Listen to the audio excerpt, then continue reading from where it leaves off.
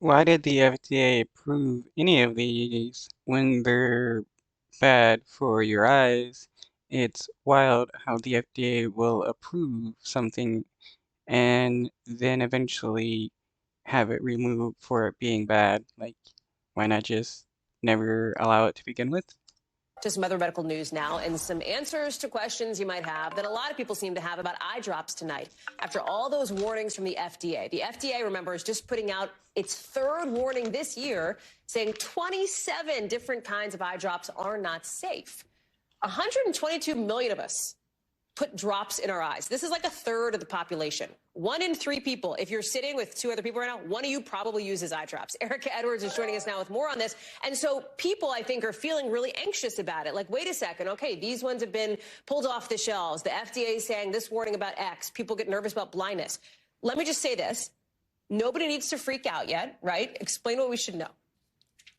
Hallie, I will be the first to tell you when we need to freak out. But right now, this is not that time. At least that's what experts are telling me. This is just a time to be cautious about what we're putting into our eyes and how we are doing so. This affects many of us. Just as you said, just today I pulled out, 4 different kinds of eye drops from my desk drawer. Autumn is the peak season for eye drop use. The air is getting colder and drier. I don't know about you, but my allergies are off the charts right now. So all of us are dealing with this.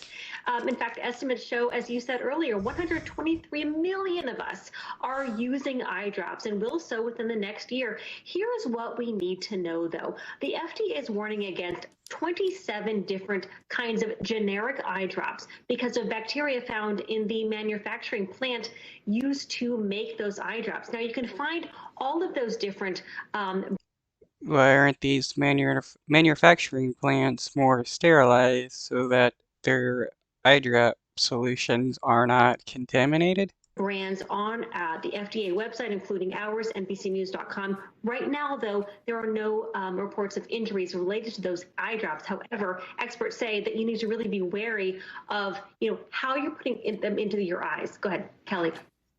No, they say be careful how you put them in your eyes, wash your hands, don't share drops, use brand names, right? That's another one, because our eyes are particularly vulnerable to germs and bacteria. They're just these little, like, exposed orbs, our flesh, exposed to the...